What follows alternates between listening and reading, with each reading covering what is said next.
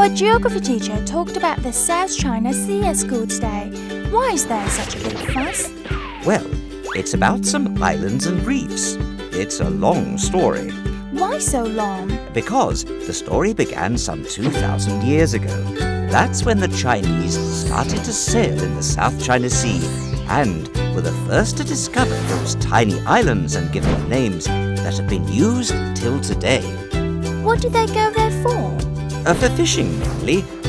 Conches, sea cucumbers, shrimps, giant clams. Ooh, cool. And it wasn't exactly easy to sail back in those days. They only had small boats. It took them days to get there from Hainan. Wouldn't they get lost?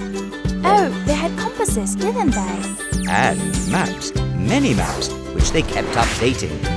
During the Yuan dynasty, the emperor started sending the navy to patrol the South China Sea.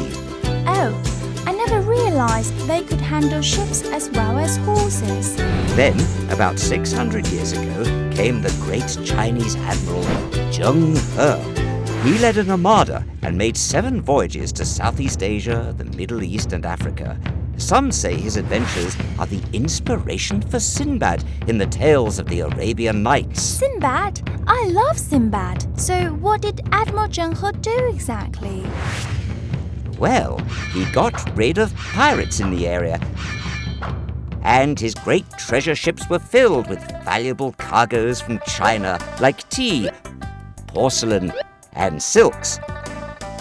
Can you guess what these were exchanged for? I'm not sure.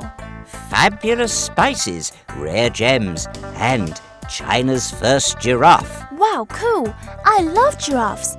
But Grandpa, all this was a long time ago. Why the big fuss over the South China Sea now? It's quite complicated. You see, the French took away 9 islands in the 1930s. Then came the Japanese, who seized even more. China got them back after the Second World War, and they were recognized as China's on maps. But then, huge oil reserves were discovered there in the late 1960s, and other countries decided maybe they didn't want China to have those islands back after all. I see. So what happens now? Well, I think those countries should really look at the history. Then they'll see that China was the first to settle there, the first to trade there, and the first to make the area secure. Shall I tell my geography teacher that? Oh, by all means.